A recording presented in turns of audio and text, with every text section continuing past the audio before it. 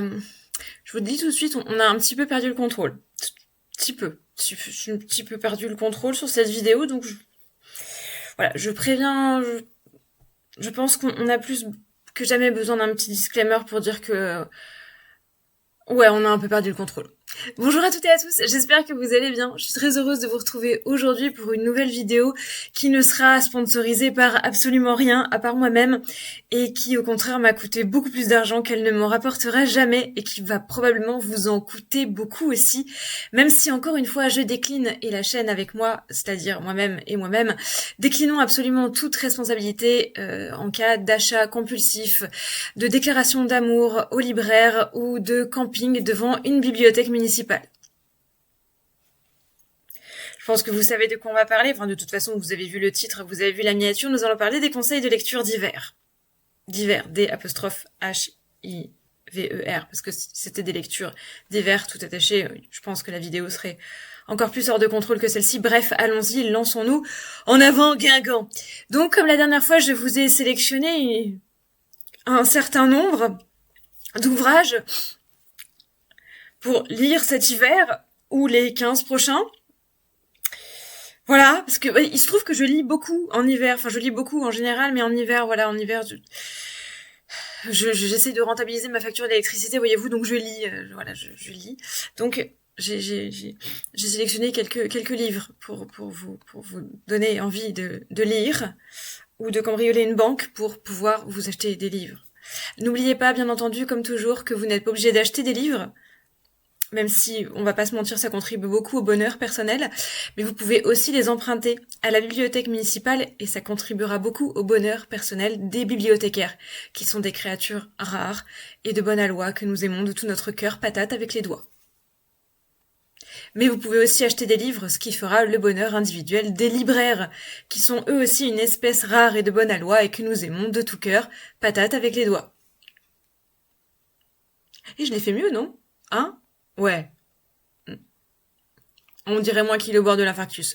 Peut-être que le vôtre va l'être à la fin de cette vidéo. Alors comme la dernière fois, je vous ai rassemblé ces quelques ouvrages en 3 catégories. Se mettre dans l'ambiance, les fictions et la catégorie jeunesse. Alors se mettre dans l'ambiance, on a relativement peu par rapport au reste, parce que, ouais, on va pas se mentir, on est dans la catégorie fiction où là, vous allez probablement avoir besoin de poser un jour de congé, ou 2, ou 8, ou 14, bref, voilà. Bref. On se lance, on y va, on est parti, parce que bon, ça va être long, hein, donc j'avais dit que je ferais cette vidéo en 20 minutes, on est tous d'accord que ce serait une vaste imposture. Prenez donc un thé, une tisane, un café, un Xanax, installez-vous devant votre vidéo, mettez votre cheminée en route ou une playlist avec un faux feu de cheminée qui brûle sur un écran. Chaussez vos lunettes parce que vous allez en avoir besoin. Si vous n'en aviez pas besoin au début de cette vidéo, il est probable que vous en ayez besoin à la fin. Et on y va, on se lance. Voilà. Alors, premier livre, vous l'avez déjà vu le mois dernier, enfin la dernière fois, la dernière vidéo, la vidéo sur les lectures d'automne. Si jamais vous l'avez pas vu, je vous la mets là, même si on n'est plus en automne. Enfin si, on est encore en automne, techniquement, jusqu'au solstice d'hiver. Mais dans le mood, on n'y est plus, vous avez compris. Allez la voir, elle est bien aussi. Et enfin moins pour votre compte en banque. Mais ce livre-là, c'est un de mes favoris. Cette fois-ci dans sa deuxième partie, puisque il est en 2 tomes, le mien. Enfin mes 2 tomes sont en un seul tome. Non, ça part dans tous les sens. On le sait, hein, de toute façon, on sait qu'on va finir. Je sais pas comment on va finir. Est-ce qu'on va finir? Je ne sais pas. Bref, toujours est-il que nous avions l'automne. Pour la dernière, nous avons cette fois-ci l'hiver. Je reviens pas dessus. Hein, l'automne, c'est la saison qui vient après l'hiver. Avant l'hiver. L'hiver, c'est la saison qui vient après. Ok. Bref, lisez l'éphéméride de Pierre Dubois et René Haussmann. Moi, pour me mettre dans l'ambiance, vous allez voir que l'ambiance, l'hiver, chez moi, c'est ambiance. Vous allez comprendre tout de suite. Je lis Edgar Allan Poe. Voilà. Voilà, parce que pourquoi pas. Alors je sais qu'il y a beaucoup de gens qui lisent Edgar Allan Poe en automne. Moi je lis Edgar Allan Poe en hiver. Non pas parce que j'aime rien faire comme tout le monde, mais parce que je trouve qu'il va vachement bien avec l'hiver. Oui, c'est un argument. Alors, évidemment, vous en avez plein d'éditions différentes. Ça, c'est le premier tome des Contes macabres qui est paru aux éditions Métamorphose et qui sont donc illustrés par Benjamin Lacombe, que j'aime d'amour fou. Les éditions Métamorphose et Benjamin Lacombe et Edgar Allan Poe. Combo. Voilà. Ce que j'aime énormément dans cette édition-là, outre les illustrations, c'est que vous avez tantôt des pages blanches et tantôt, vous avez compris, hein, des pages noires. C'est la classe. Ouais, ça sert à rien, mais c'est la classe. Voilà. Moins avec l'éclairage. Pourquoi vous aurez besoin de lunettes, c'est en partie à cause de lui. Parce qu'avec l'éclairage électrique, faut avoir bon éclairage. Bref, Les Contes Macabres d'Edgar Allan Poe, je trouve que c'est une lecture, j'ai failli dire réconfortante. Oui, ça me réconforte. Ok, voilà, là, les cœurs de meurtriers cachés sous les planchers, c'est un truc qui me réconforte. Que voulez-vous, c'est comme ça. Hein, je suis un être étrange. En tout cas, j'aime énormément lire Edgar Allan Poe l'hiver. Voilà, donc pour me mettre dans l'ambiance, voilà. Je dis beaucoup trop de fois voilà aussi dans cette vidéo, mais voilà, vous avez compris l'ambiance. On allège un peu le truc parce que en hiver, figurez-vous qu'il y a un autre truc qui arrive pour lequel j'ai pas tout le temps de l'inspiration et pour lequel je suis quelquefois un petit peu down, un petit peu Grinch. C'est les fêtes de Noël avec Yule dedans, que j'aime sur le papier et un peu moins dans la réalité. Donc je vous ai préparé quelques petits trucs pour se mettre dans l'ambiance de Yule Noël. Le premier, évidemment, je pense que vous le sentez venir, c'est le merveilleux, vous voyez, j'ai déjà commencé à regarder un peu, le merveilleux Yule de Katie Oren Ferrella. Si elle passe par ici, cœur patate avec les doigts à moitié sur ton livre, sur toi parce que tu es merveilleuse. Donc il est dans la collection Grimoire des Sabbats aux éditions Danae.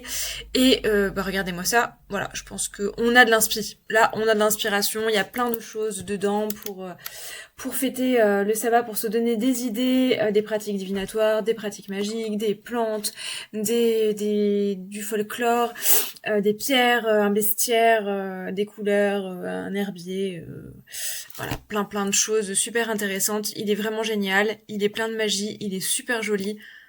Voilà, lisez-le, il est formidable.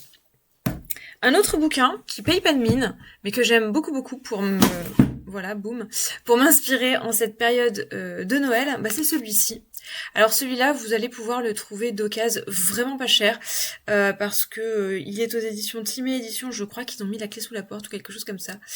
En tout cas, moi je l'avais trouvé, je l'ai trouvé chez un bouquinier, j'ai dû le payer 50 centimes, quelque chose comme ça. Et étonnamment, il est tout petit, il paye pas de mine, mais je l'adore.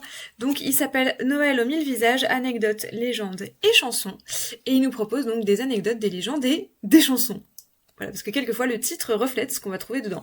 Voilà, donc on trouve des petits liens avec la mythologie. Bon, malheureusement, il a le défaut d'être extrêmement mal documenté. Il n'y a pas l'ombre d'une...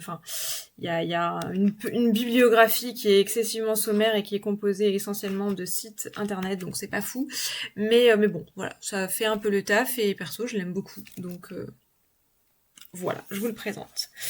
Un autre que j'adore d'amour fou. Mais celui-ci, je vous en parle pas trop parce qu'il fait l'objet du club de lecture dans le numéro d'une année en magie de ce mois-ci. C'est le grand livre des esprits de Noël de Richard Elie et Frédéric DeVos aux éditions Vega. Donc, comme son nom l'indique, il nous parle d'esprits de Noël. Donc, vous voyez, à chaque fois, vous avez une double page avec une illustration sublimissime et un petit document sur un esprit de Noël. Je m'attarde pas dessus parce que je l'aime tellement que je lui ai réservé la partie club de lecture d'une année en magie. Si jamais vous vous demandez qui est une année en magie, on peut dire que c'est le sponsor de cette vidéo puisque c'est grâce à une année en magie que je peux continuer à faire des vidéos sur YouTube.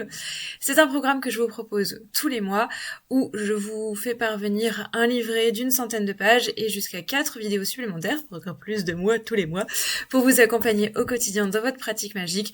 On explore un animal, on fait des rituels avec, on explore une plante, on fait également des rituels avec, on explore une célébration traditionnelle en lien avec le mois en cours, des éléments de folklore, de tradition, un personnage célèbre, une recette de cuisine, des pratiques de magie quotidienne, des pratiques de sorcellerie traditionnelle, bref, plein d'astuces, plein d'idées pour vous donner encore plus d'inspiration et de sources, de pistes à explorer pour pimper votre magie. Et donc ça se passe sur Patreon et tous les liens sont dans la barre d'infos si jamais ça vous intéresse. Donc n'hésitez pas à rejoindre le programme, on est gentil, on mord pas et on a même un Discord pour papoter entre nous, si c'est pas merveilleux. D'ailleurs, on papote lecture. Beaucoup. C'est le fil le plus rempli d'ailleurs parce qu'on est tous des lecteurs compulsifs, donc si jamais vous avez envie d'autres pistes de lecture, rejoignez-nous. Un autre, alors celui-là, je l'ai pas encore lu. Je vous en ai déjà parlé, mais je vous en reparle parce que voilà, je l'ai pas encore lu, mais je sais que je vais l'aimer. Mais voilà, je vous le présente parce que celui-ci, en fait, il est disponible en ce moment et il y en a plus beaucoup. Donc si jamais vous voulez vous le procurer, c'est maintenant. Il s'appelle donc La BD de l'Avent. Il est aux éditions Le Lombard, si je me trompe pas, absolument. Et donc il y a 24 petites histoires, 24 petites BD qui sont à déballer. Donc elles sont scellées. Vous voyez, il y a les petits pointillés à craquer sur le côté.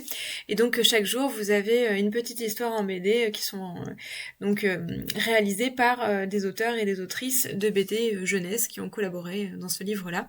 Donc ça, je vous en reparlerai sur Instagram quand je le lirai. Mais j'attends demain. Enfin, aujourd'hui, du coup, pardon. Oui, aujourd'hui. Parce que, oui, nous sommes déjà le 1er décembre. Aujourd'hui, je suis dans le futur avec vous. C'est incroyable. Donc, voilà. J'attends le 1er décembre parce que je ne triche pas. Moi, vous voyez, je suis bien élevée quand même. J'ai quand même pas été élevée chez les cochons pour déballer mon calendrier de l'Avent avant. Oui, je sais que c'est pas le même avant, mais vous avez compris. Autre lecture qui, moi, m'aide à me mettre dans l'ambiance. Peut-être pas vous. C'est les Eddas. Ouais, grosse ambiance. Ouais, je sais, on est, ouais, là, vous voyez l'ambiance de l'hiver chez moi, on va lire les Eddas, ouais. Voilà, des petits livres, hein. Je lis des tout petits livres l'hiver, voilà, alors, évidemment, les Eddas, pourquoi? Parce qu'on est au pays du froid avec les Eddas, n'est-ce pas? Nous sommes en Scandinavie. Et nous partons à la découverte de la mythologie germano-scandinave avec ces textes-là. Donc, commencez par les Eddas en prose de Snorri Sturluson. Si vous pouvez mettre la main sur cette édition-là, c'est très très bien parce qu'elle a été traduite par l'inénarrable François-Xavier Dillmann aux éditions donc Gallimard, la collection L'Aube des Peuples qui est absolument magnifique. D'ailleurs, tous les bouquins de cette collection sont des bangers, donc allez-y, foncez. Et vous avez également l'Edda poétique, ici sous la traduction de Régis Boyer. Cette traduction-là, pour l'instant, est la seule intégrale de l'Edda poétique, parce que l'Edda poétique étant une œuvre fluctuante en français. Mais sachez qu'il en existe également une autre qui a été traduite par Romain Penchèvre, si je ne me trompe pas, mais qui n'est que partielle. Donc il y a seulement quelques poèmes, notamment les Havamal, qui sont traduits. Mais celle-ci, c'est la plus complète en français. Bien entendu, vous n'êtes pas obligé de lire en français. Faites ce que vous voulez. Ça vous concerne. Hein. Bien, voilà pour les lectures, pour se mettre, excusez-moi, dans l'ambiance. Mon livre de transition avec la deuxième pile, donc qui est la pile fiction. Un petit livre, encore une fois, tout petit. Les Contes de Grimm. Ouais, ambiance là aussi. Hein. Ouais. Si vous aimez les belles-mères qui se font torturer après avoir torturé leur belle-fille, bienvenue chez Jacob et Wilhelm Grimm, qui sont là pour vous. Il y a des tonneaux avec des serpents, des chaussures de fer chauffées à blanc, enfin plein de trucs super sympas pour s'ambiancer à Noël avec la belle famille, c'est toujours un bonheur. Non, sans blague, c'est un incontournable. Alors, c'est écrit très gros, hein. Voilà, donc c'est une petite lecture facile qui se fait en quelques jours. Les contes à la veillée, c'est toujours... Donc voilà, pour moi, les contes... j'ai envie de dire, j'ai pris celui-ci parce que Grimm, c'est mes contes préférés. Sans doute que ma psy aurait des choses à dire là-dessus, je ne sais pas. Mais en tout cas, pour moi, l'hiver, c'est la meilleure saison pour lire des contes, quels qu'ils soient. Vous pouvez aller lire Perrault, vous pouvez aller lire Andersen si vous en avez envie. Lisez qui vous voulez, Madame le Prince de Beaumont, si jamais vous êtes plutôt la Belle et la Bête. Bref, les contes, c'est vraiment la lecture ambiance de l'hiver, qui est entre la fiction et l'ambiance. Donc c'est pour ça que je vous l'ai présenté à ce moment-là. Vous n'êtes pas obligé, bien entendu, d'utiliser un livre suffisamment gros pour construire la fondation d'un building. Alors, bien sûr, vous pouvez lire des versions un peu plus courtes, personne ne vous en voudra, évidemment. Alors, autre livre, lecture ambiance hivernale. Grosse ambiance. Lovecraft. Oui, je lis Lovecraft en hiver aussi, voilà. Ouais. Non, mais j'aime bien l'hiver, paradoxalement. On croirait pas comme ça, mais... Voilà, c'est une saison que j'aime bien. Voilà, donc je lis aussi, comme Edgar Allan Poe, je lis Lovecraft en hiver. Et la nouvelle de Lovecraft, qui est une de mes nouvelles préférées et que j'adore relire chaque hiver, c'est Les Montagnes Hallucinées. Alors, je vous présente cette édition-là. Elle est en 2 tomes, mais je vous en présente qu'un parce que je suis extrêmement feignasse et que de toute façon, il n'y a plus de place. Elle est illustrée donc par... que j'ai perdu le nom de l'artiste... François Barranger, voilà, elle est aux éditions Bragelonne. Les éditions Bragelonne, de toute façon, pour la pop culture, c'est banger aussi. C'est absolument sublimissime et voilà, comme vous le voyez, c'est ambiance hivernale. Hein. Voilà, on est bien, c'est chill, lecture au coin du feu. Hein. Lovecraft, c'est toujours intéressant d'avoir des tentacules et des créatures qui sucent votre âme au fin fond de l'Antarctique l'hiver. C'est bien avec un feu de cheminée, une petite tasse de chocolat, ça passe crème. On continue dans l'ambiance. Ambiance. Parce que toujours hein, des petites choses. Moi en hiver j'aime aussi beaucoup relire Tolstoï. Voilà, Anna Karénine. Donc encore une lecture légère qui va vous redonner foi dans la vie, dans l'humanité. Non, voilà.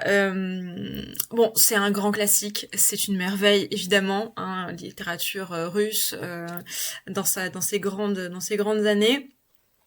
C'est un monument littéraire hein, dans tous les sens du terme d'ailleurs parce que là aussi je pense qu'on pourrait refaire Ground Zero avec des exemplaires d'Anna Karénine. Voilà, mais lisez-le si, enfin voilà, quand vous allez pas trop mal quoi. Parce que c'est pas, je veux pas vous le spoiler, mais ça se passe pas très bien. Elle a pas une, voilà, c'est pas le diable s'habille en Prada, quoi. C'est un petit peu plus lourd. Anna Karénine, voilà, on n'a pas trop envie d'avoir sa vie, hein, n'est-ce pas? Peut-être pour ça d'ailleurs qu'on aime lire ce genre de lecture. Finalement, on se sent bien après. On se dit finalement, c'est pas si terrible la vie. Autre lecture vraiment sympa, parce que après tout, quelle meilleure saison que l'hiver pour faire une dépression? Seul dans Berlin, d'Hans Fallada. J'adore ce roman, il est absolument merveilleux. Donc nous sommes en mai 1940 à Berlin, donc déjà vous voyez grosse ambiance.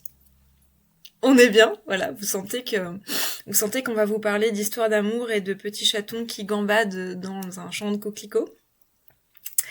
Donc à Berlin, globalement, en mai 40, ça se passe pas trop mal, hein, puisque on est en train de fêter la campagne de France. C'est pas plus mal. Les nazis sont on fire et on va donc suivre le destin de plusieurs personnages des deux côtés de la barrière. Donc des personnages qui sont pour le Troisième Reich, des personnages qui sont contre le Troisième Reich et des personnages qui sont dedans et qui savent pas ce qu'ils font là. C'est une lecture. C'est assez bouleversant, on va pas se mentir, c'est la vision de la Seconde Guerre mondiale côté allemand, c'est pas ce qu'on imagine, très clairement pas, hein, voilà, on change pas mal de perspectives sur cette chose-là. Lisez-le quand vous allez bien, ce livre-là, parce que vous risquez d'aller moins bien à la fin, mais si vous allez mal, vous risquez, enfin, ça risque d'être compliqué. Moi, je l'adore, c'est vraiment un bouquin que je trouve d'une intensité absolument extrême, il est monstrueux, mais voilà, mais j'ai très envie de le relire chaque hiver. Voilà, promis, après ça va aller un peu mieux. Pas tout de suite, mais ça va aller un peu mieux. Alors, on va alléger un petit peu quand même. On va alléger un petit peu. On va se diriger vers la Scandinavie. Un roman que j'adore, ça c'est le premier d'une série. Bon, là encore, assurez-vous d'aller pas trop mal. Vous aurez peut-être moins besoin d'antidépresseurs avec celui-ci, mais c'est bien d'avoir une tablette de chocolat à portée. C'est Les Cloches Jumelles de Lars Muting. Donc Lars Muting est un auteur norvégien, si je ne m'abuse. C'est absolument sublimissime. Donc c'est un roman qui nous parle donc d'une histoire dans un village norvégien où se trouve une de ces fameuses églises en bois debout, autour de laquelle il y a une légende autour de cloches jumelles. Et je peux pas vous en dire plus parce que je vous spoilerai l'histoire, mais on va suivre le destin donc de plusieurs personnages, en particulier 3 personnages, donc le prêtre de la paroisse qui se retrouve catapulté là et qui se retrouve en pleine cambrousse, une jeune fille qui est née là et qui est l'héritière de la dynastie qui a fait don des cloches jumelles à la fameuse église, et enfin un architecte qui vient de la ville, qui vient d'Allemagne pour être exact, et qui est venu là pour examiner cette fameuse église en bois debout. Donc on a vraiment des destins qui se heurtent, des points de vue extrêmement différents et qui dont la destinée va se nouer autour de cette fameuse légende des cloches jumelles et de la fameuse église en bois debout qui est quasiment le personnage central de l'histoire. C'est absolument sublime. Il y a un deuxième tome, je crois qu'il y a un troisième qui est en cours d'écriture qui est pas paru encore. Enfin, il y a un deuxième tome qui s'appelle L'étoffe du temps qui est très très bien aussi. Mais celui-là, vraiment, moi, il m'a retourné comme une chaussette dans un tambourin de machine à laver. Il est vraiment très très très très bien. Donc n'hésitez pas. Voilà, si vous avez envie de voyager en Norvège et que vous n'avez pas assez d'argent pour voyager en Norvège, L'Earthmuting est là pour vous aider. Promis, c'est moins déprimant que Tolstoy. Un peu moins. Allez, on va continuer dans le... C'est pas gay, mais ça pourrait être pire. Un de mes romans préférés de l'histoire infinie, L'homme qui rit de Victor Hugo. Alors je ne sais pas pourquoi, c'est une lecture d'hiver pour moi. Peut-être parce que le début se passe en hiver, après non, mais voilà, le fait que le tout début se passe en hiver fait que... Alors L'homme qui rit, c'est l'histoire de Gwynplaine. Gwynplaine est un enfant qui a été enlevé à sa naissance, qui a été mutilé, on lui a ouvert la bouche de la commissure jusqu'aux oreilles. Ambiance toujours, hein. Voilà. Pour en faire un monstre de foire, hein, puisque du coup, il a l'air de rire tout le temps. Et on va découvrir donc le monde au travers des yeux de cet enfant qui va devenir un jeune homme et qui est donc intégré dans une troupe de saltimbanques, enfin une petite troupe, hein, ils sont 4, en comptant le chien, enfin le loup plus exactement. Donc une petite troupe de théâtre qui déambule dans les villes et qui se heurte à la société, à la vie actuelle, y compris à la haute société. Comme d'habitude avec Victor Hugo, ça tire à balles réelles.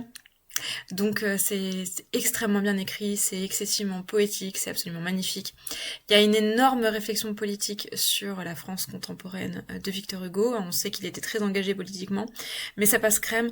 Bref, c'est une histoire qui est absolument sublime sur la réflexion de la perception de la beauté, du physique, de la place justement, de l'aspect physique dans la vie de tous les jours, dans l'intégration dans la société et de la place de l'argent et du prestige également. Bref. Voilà, c'est magnifique. Promis, là, je regarde... Ouais, là c'est bon. Le pire est passé. Après 22 minutes à avoir envie de se tailler les veines avec les pages des livres susnommés, nous allons pouvoir aller dans de la fiction un petit peu plus hivernale, chill, sympathique, mignonne. Bon, c'est plus sympa. Non, si, vous exagérez. Non, mais vous exagérez. Oui, d'accord, il y a des passages qui sont un petit... Non, quand même, Cro-Blanc, c'est vachement plus sympa. Cro-Blanc de Jack London, c'est merveilleux. Hein. Cro-Blanc, voilà, grand classique. Donc on va suivre le destin d'un jeune homme qui part chercher de l'or en Amérique du Nord. Je sais pas si j'assume ce jeu de mots, je pense pas.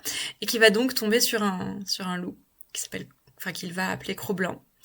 Et voici leur histoire. Alors, on connaît tous leur histoire, bien sûr, on a tous vu le film avec Etano quand on était petit, on a tous pleuré quand il lui dit de s'en aller et qu'il lui jette des bâtons, je pense. Si vous ne l'avez pas vu, allez-y, vous savez que vous allez pleurer à ce moment-là, c'est pas vraiment un spoil. Non, on n'a pas le droit je suis désolée, au bout de 30 ans, il a combien ce film ? 30 ans, je ne sais pas. On peut plus parler de spoil, on est d'accord. Donc, je vous spoile pas l'histoire, mais bon, voilà, il va leur arriver des trucs. Mais promis, après ça va mieux. Une des plus grandes impostures littéraires de tous les temps, si ce n'est la plus grande imposture littéraire de tous les temps, le livre qui vous ment, qui vous dit n'importe quoi, dont le titre ne reflète absolument pas ce qu'il y a dedans, le plus grand mensonge, le plus grand traumatisme d'enfance que vous puissiez avoir, l'histoire sans fin. Parce que figurez-vous que il y a une fin. Et en plus, ça a été écrit par un monsieur qui s'appelle Michael Ende, qui veut donc dire en allemand « fin ». Est-ce qu'on se fiche de nous ? Est-ce qu'on se fiche de nous ? Bref, je pense que vous avez au moins tous et toutes vu le film. Si vous ne l'avez pas fait, faites-le vite.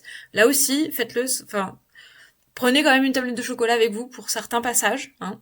On se rappelle tous des marécages, ok ? Donc voici le roman dont le film est inspiré. Là, je sais qu'il y en a certains d'entre vous qui ont une chanson dans la tête. Hein. Turn around and look at what you see. Bref.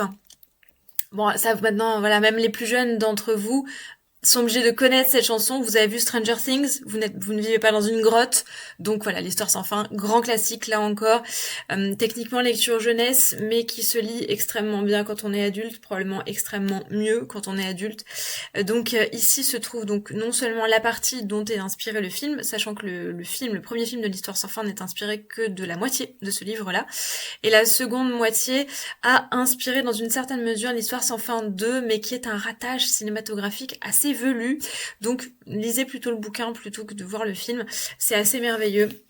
Bon là j'ai une édition qui est illustrée, qui est vraiment très jolie, mais vous n'êtes pas obligé d'avoir une édition illustrée, mais si jamais ça peut vous donner envie, voilà, c'est aux éditions Hachette. Voilà, ils font de très belles choses, mais vous pouvez le trouver sous plein de formes différentes. En tout cas c'est un grand classique à lire, et en lecture hivernale je le trouve extrêmement bien, je sais pas pourquoi d'ailleurs, parce qu'il n'est pas particulièrement hivernal. Peut-être parce que l'Histoire sans fin passait tout le temps en tant que film de Noël sur M6 quand j'étais gamine, et que du coup pour moi l'Histoire sans fin c'est Noël. Je ne sais pas. On a des associations d'idées des fois qui sont pas forcément très associées à d'autres choses. Autre livre de mon enfance qui a bercé toute ma jeunesse et que je considère aussi comme une lecture d'hiver sans savoir pourquoi. Probablement là aussi parce que le film passait l'hiver. Alors là, ouais, non, si, il va falloir quand même prévoir du chocolat aussi. Promis après, ouais, si, après ça va un peu mieux quand même. Si, après, il y a des trucs qui vont carrément mieux. Prévoyez quand même du chocolat. Les 4 filles du Docteur March de Louisa May Alcott, qui est un grand classique, là encore, de la littérature. On va suivre donc les 4 filles d'un monsieur qui s'appelle le Docteur March, qui vivent en Amérique du Nord, aux États-Unis, et qui essayent de s'en sortir. Leur père est donc parti à la guerre, il est médecin, et elles vivent donc avec leur maman, évidemment, elles vivotent, puisqu'elles sont à 5 sur la pension d'un militaire absent. Autant vous dire que c'est pas facile. C'est extrêmement touchant, c'est une histoire de sororité, avec tout ce qui va avec son lot d'amour, son lot de disputes, son lot d'injustice, son lot de cruauté. Il y a des moments qui sont assez difficiles, il y a des moments qui sont très légers, qui sont très drôles. C'est très poétique, si vous avez eu des sœurs, je pense que il y aura des choses qui vont émerger.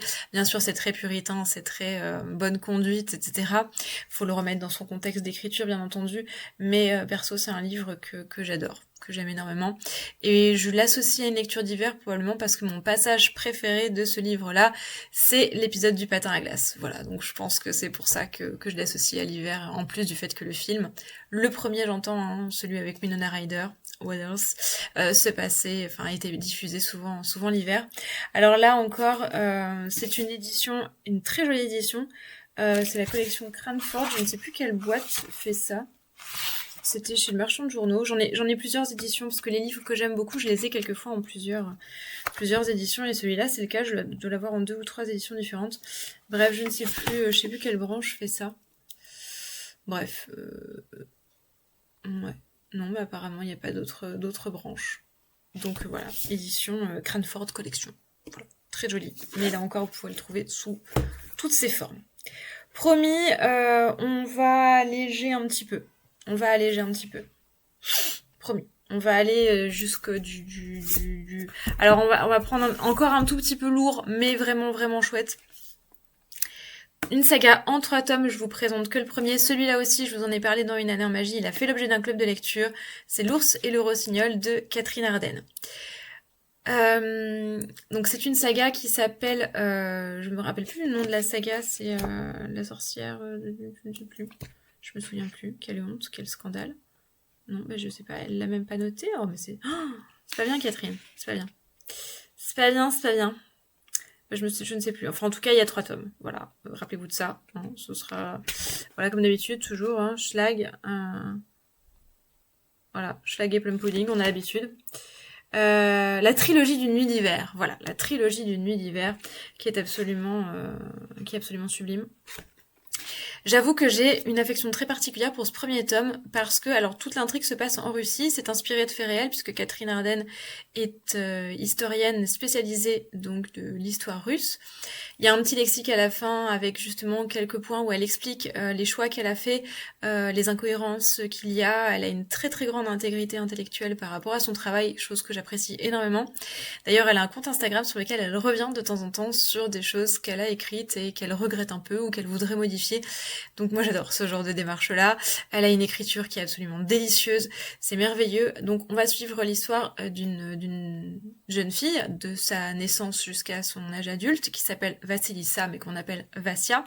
Donc Vassia, elle est la fille d'un petit seigneur local. Elle va grandir donc dans une maison relativement cossue mais perdue dans la campagne. Donc ça reste quand même un environnement modeste et surtout Vassia, elle a un don, elle voit les esprits, donc tous les esprits qui sont familiers du folklore russe, donc le domovoï, la roussalka dans la rivière, bref, et bien entendu l'esprit du gel, donc l'esprit de l'hiver, l'esprit de l'ours, etc. Donc elle voit les esprits. Il se trouve que, comme dans tout bon conte qui se respecte, elle avait une mère aimante partie trop tôt, qui a été remplacée par une belle-mère qui n'est pas franchement une belle-mère aimante. Donc on part d'un concept en fait de conte classique, mais que l'autrice a rendu crédible en l'inscrivant donc dans un roman beaucoup plus réaliste, même s'il y a des esprits, même s'il y a beaucoup de fantastique. Il y a un côté très réaliste aussi avec tout le raccrochement, ça se dit pas, mais vous avez compris qu'elle fait avec l'histoire russe, l'histoire réelle. Bref, c'est une pépite absolue. Je l'adore ce roman. En particulier le premier tome, les deux autres sont très très bien aussi, mais le premier tome qui se passe donc pendant l'enfance de Vassia est très marqué du coup par la présence des esprits, du domovoï, avec lequel elle va se lier, à qui elle fait des offrandes. On nous parle justement du fait de nourrir l'égrégore de ces esprits en leur parlant, les voyant, les considérant, bref. Je vous en dis pas plus, mais vraiment, c'est un bijou de poésie, c'est une histoire absolument sublime. Les personnages sont tous extrêmement attachants, c'est pas manichéen du tout, contrairement à ce qu'on pourrait penser, parce que même si la belle-mère est absolument détestable au premier abord, on peut pas s'empêcher de s'attacher à elle quand même. Bref, c'est merveilleux. Voilà, c'est merveilleux. Lisez L'ours et le rossignol de Catherine Arden. C'est un petit bijou. Autre trilogie qui, à mon sens, est indispensable en hiver, c'est bien entendu À la croisée des mondes avec Les Royaumes du Nord, le premier tome de Philippe Pullman. C'est une trilogie donc là plutôt jeunesse, mais pour en comprendre toutes les subtilités, je pense qu'il faut quand même le lire à l'âge adulte. Moi, c'est un bouquin dans lequel je comprends des choses un peu plus à chacune de mes lectures. J'ai découvert ce bouquin à sa sortie parce que l'héroïne avait le même prénom que moi. Elle s'appelle Lyra aussi, et donc j'ai eu très envie de... Alors non, mon prénom ne vient pas de ce roman-là. On m'appelait Lyra avant que ce livre ne soit traduit en français, parce que je crois que la traduction, que je vous dise pas de bêtises, elle date, on s'en fout en fait. Mais voilà, c'est l'info que vous avez pas demandé. Mais traduction française de 98. Ouais, donc ça date de bien avant, parce que moi je porte ce nom-là depuis 95, je crois, quelque chose comme ça. Bref, c'était l'info que vous avez pas demandé. Donc on suit l'histoire de Lyra, qui est une jeune fille, un peu rebelle, un peu sauvage, un peu ch'tite, qui se retrouve embarquée, pas complètement malgré elle, parce qu'elle l'a un peu cherché, dans une histoire qui va l'emmener dans le Grand Nord. Elle vit dans un monde un petit peu particulier qui ressemble beaucoup au nôtre, mais dans lequel il y a quand même quelques petites différences, notamment le fait que chaque être humain est accompagné de son animal ombre, qui s'appelle ici un démon, avec écrit AE, comme en grec, et qui est en quelque sorte l'émanation de sa personnalité profonde. Et donc voilà, elle va vivre des histoires fantastiques, puisque son meilleur ami, donc le petit cuistot, disparaît du jour au lendemain. Elle vit, elle, dans un orphelinat, enfin dans une... Pas dans un orphelinat justement, mais dans une université à Oxford. Et son meilleur ami disparaît et elle décide de partir à sa recherche. Et elle va se retrouver donc embringuée dans quelque chose qui va violemment la dépasser. C'est absolument sublimissime. C'est une histoire qui ne ressemble absolument à rien d'autre. Il y a une énorme critique de la religion monothéiste, en particulier dans le 3e tome, dans le Miroir d'ambre. c'est un livre, je vous dis, à chaque lecture, on comprend quelque chose d'autre. Il est excessivement symbolique. Tous les personnages ont quelque chose à dire, quelque chose à nous apprendre. Rien n'est là par hasard. C'est du génie pur. Bref, foncez, lisez-le. Et j'ai toujours été extrêmement déçue par toutes les adaptations qui ont pu en être faites, que ce soit par le film ou la série. Bon, le film est une catastrophe, on est d'accord, c'est la raison pour laquelle il y a que le premier tome qui a été adapté. Il a fait un tel flop qu'ils ont laissé tomber pour le reste, et tant mieux. Et honnêtement, la série, c'était moins pire, mais voilà. Donc, boudez les adaptations et lisez les bouquins, c'est toujours bien mieux. Une autre saga qui est une trilogie aussi, et que vous ne connaissez probablement pas parce que elle est très très peu plébiscitée, et pourtant elle est absolument géniale. Le Cercle des Jeunes Élus. Donc c'est suédois, il me semble. Ça a été écrit par deux auteurs qui sont journalistes à la base, si je me trompe pas, Sarah Elfgren et Mats Strandberg, que je vous dise pas de bêtises. Pas du tout. Si, Strandberg, il est auteur et journaliste, et Sarah Elfgren, elle travaille, elle est scénariste. Elle travaille pour le cinéma et la télévision. Bref, en tout cas, donc, on va suivre l'histoire de 6 lycéennes, qui découvrent du jour au lendemain qu'elles sont sorcières et qu'elles incarnent chacune un des 6 éléments du folklore suédois. C'est un roman un peu à la sauce Dangereuse Alliance, en mieux. Oui, on peut faire mieux que Dangereuse Alliance. C'est vachement bien Dangereuse Alliance, mais on peut faire encore mieux. Il y a eu un film qui a été fait, qui a adapté le premier tome, qui est très très bien, mais qui malheureusement, étant donné que c'était un film suédois et que les acteurs n'étaient pas tous des gravures de mode, n'a pas rencontré le succès qu'il a mérité, et c'est fort dommage parce que il est vraiment très bien. Pour le coup, là, si jamais vous arrivez à mettre la main dessus, regardez le film aussi, parce qu'il est vraiment chouette et que c'est vraiment dommage de ne pas avoir continué. D'ailleurs, il y a une des actrices que vous allez reconnaître, parce qu'elle a joué dans Vikings aussi. Je vous mets au défi de trouver qui c'est. Voilà, parce que moi, quand j'ai regardé Vikings, j'ai passé une dizaine d'épisodes à me dire je l'ai vue quelque part, elle, mais où? Et quand j'ai craqué et que je me suis rendu compte qu'effectivement c'était une des jeunes filles du film, je suis tombée de ma chaise, sur laquelle je n'étais pas assise à ce moment-là, mais vous avez compris. Bref, très très chouette, voilà. Donc fantastique. Teenage, mais pas si teenage que ça. Celui-ci c'est le plus petit, les 2 tomes suivants font à peu près le double. C'est vraiment très très bien. Donc foncez, allez-y, lisez ça. On continue dans le fantastique. Allez, cette fois-ci on a bien fait notre dépression. Il est temps d'aller mieux, d'avoir une lecture qui ne nécessite pas de chocolat, puisque cette lecture est elle-même un chocolat. Comment parler de l'hiver sans présenter Terry Pratchett et sans parler de ce roman particulier qui nous vient donc des Annales du Disque Monde, qui en est le tome, je ne sais plus combien, le tome numéro, mais ils sont indépendants, hein, donc on peut tout à fait le lire, c'est le tome 20. Mais on peut le lire indépendamment. Il s'appelle Le Père Porcher, et le Père Porcher, c'est l'équivalent du Père Noël. Donc c'est un livre qui va donc nous parler de la disparition du Père Porcher. Voilà. Qu'est-ce qui se passe? Que devient le Porcher, donc Noël, si le Père Porcher disparaît? C'est absolument génial, c'est un délice. Bon, c'est Terry Pratchett, donc c'est forcément merveilleux. C'est excessivement drôle. Si vous aimez l'humour anglais, si vous aimez le nonsense, si vous aimez les références à la pop culture, aux contes de fées, au folklore, bref, c'est blindé de petits clins d'œil, c'est parodique, c'est sarcastique, c'est cynique, c'est toujours extrêmement drôle. Bref, c'est un régal. Franchement, celui-là, vous allez voir, vous avez même plus besoin de chocolat quand vous lisez celui-là, il va suffire à lui-même. Lisez l'intégralité des Annales du Disque Monde, allez-y. Mais si jamais vous voulez vous donner une petite idée que vous savez pas du tout lequel prendre et qu'il se trouve qu'on est à Noël, le Père Porcher, il se lit très bien, il est indépendant il est indépendant.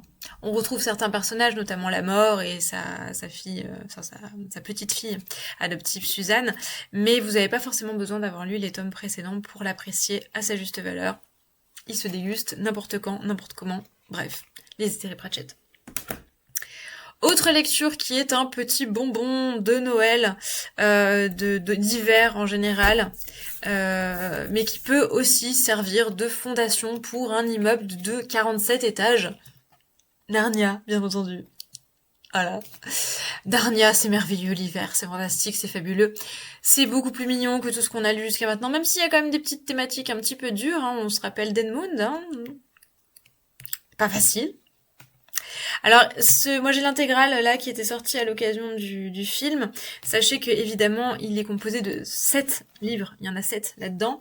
Celui qui je trouve est le plus hivernal, c'est le deuxième. Donc Le Lion, la Sorcière Blanche et l'Armoire Magique, qui est aussi le plus connu parce que ça a été le premier à être adapté en film. Vous pouvez absolument tous les lire, hein, bien entendu. Alors évidemment, ils sont pas tous,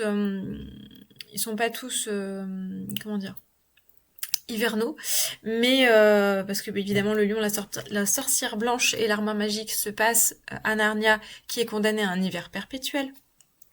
Mais cela dit, moi c'est une lecture que je fais en hiver. Bon évidemment c'est dense, hein, on est bien d'accord que voilà, vous avez les 7 bouquins en un seul, mais là encore, sachant que vous pouvez commencer par le deuxième tome, si jamais vous en avez envie, parce que là encore, voilà, ça peut être relativement indépendant. Mais voilà, vous lisez tout. Hein. C.S. Lewis, ça se lit quand même très très bien. C'est hyper agréable. Bref, le monde de Narnia. Voilà. Très catho, mais on aime bien. On peut bien entendu pas parler de C.S. Lewis, et pas parler de la période hivernale, et pas parler de ma pile à lire, sans parler du best buddy de C.S. Lewis, du livre le plus merveilleux, de celui qui fera la fondation de notre gratte-ciel, parce que je pense que vous l'attendez, ça fait 40 minutes qu'il doit y avoir la moitié d'entre vous qui se dit mais quand est-ce qu'elle va nous parler de... Quand est-ce qu'elle va nous parler de... Eh bien c'est le moment... Attendez, j'ai un chat qui a fait une tentative pour monter, mais qui a oublié qu'elle avait un derrière, un petit postérieur un peu lourd, hein. Et oui, tu es un pâté, mon chat, tu es un gros pâté. Tu es un pâté de chat. Un pâté de chat. Toujours un pâté de chat. Toujours important d'avoir un massage des joues par son chat quand on est à 41 minutes de tournage de vidéo et qu'on commence à craquer un peu. Parce qu'on avait prévu de faire une vidéo de 20 minutes. Voilà, ASMR, patte de chat sur joue. Bref, vous avez compris. Je pense que celui que vous attendiez tous après ce passage est éminemment intellectuel. Oui, il est lourd. Ben oui, forcément. Parce que je le relis tous les ans depuis que j'ai 11 ans à mon anniversaire. Mon anniversaire tombe pas très très loin de Noël, à ma grande infortune. C'est bien entendu Marc Lévy. Voilà, parce que Marc Lévy... Non, bien sûr que c'est pas Marc Lévy, c'est Tolkien, bien sûr, Le Seigneur des Anneaux. Est-ce que je le présente? Le présente-je? Non. Alors là, j'ai la chance d'avoir la merveilleuse, magnifique, sublimissime vieille édition avec la traduction de Francis Ledoux. Oui, je préfère la traduction de Francis Ledoux. Oui, remettez-vous. Ok.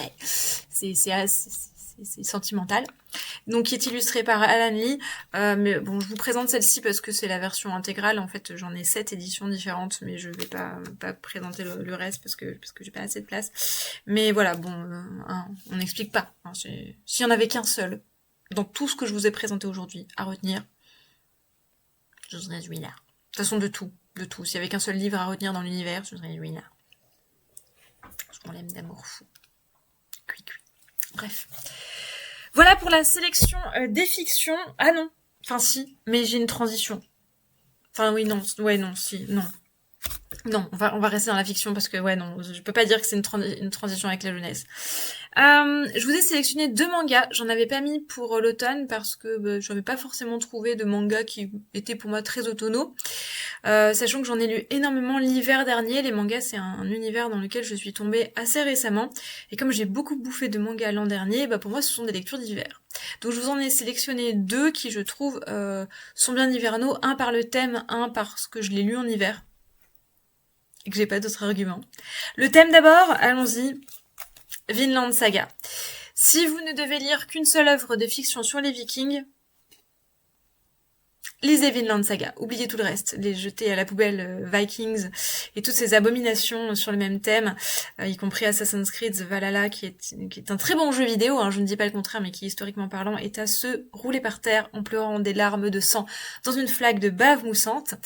Mais Vinland Saga c'est vraiment très très bien. Si vous avez la flemme, il existe un animé qui est extrêmement fidèle au manga, donc regardez l'animé. Voilà, c'est vraiment très chouette. Les personnages, pareil, sont super attachants. On suit donc la destinée donc d'un jeune garçon qui s'appelle Thorfinn et qui va vivre plein d'histoires très très très viril avec des haches, des boucliers et des knorrs, voilà. Hein, parce qu'on aime ça et pas que dans la soupe. Vinland Saga, très très bien. Si vous aimez l'univers viking, voilà, c'est plutôt pas mal au niveau historique. Bon, évidemment, il y a quelques erreurs, mais beaucoup moins que dans ce qu'on a l'habitude de voir, et ça, on aime.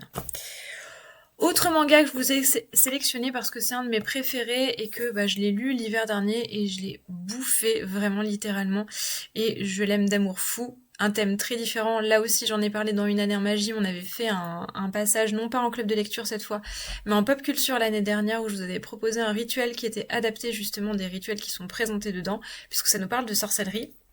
C'est l'atelier des sorciers. Oui, j'ai oublié de vous dire le nom de l'auteur de Vinland Saga, c'est Makoto Yukimura. Voilà.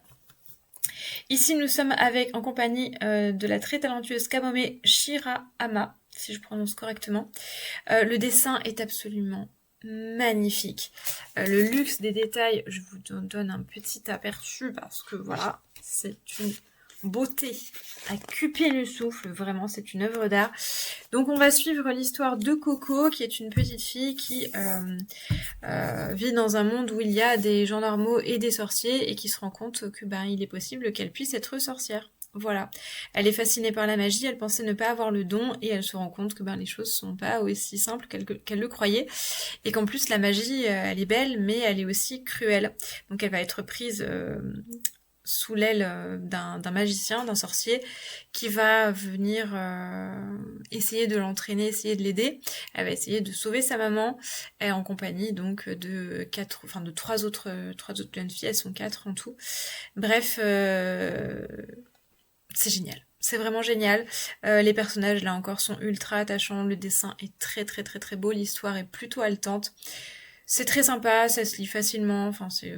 Voilà, petit banger qui nous permet, lui, de faire la transition avec les œuvres jeunesse, parce que c'est une œuvre qui peut être lue par les plus jeunes. Du moins, les premiers tomes, ça a tendance à s'assombrir un petit peu au fil des tomes, mais ça reste quand même pas trop sombre, contrairement à Vinland Saga, qui est un petit peu plus velu.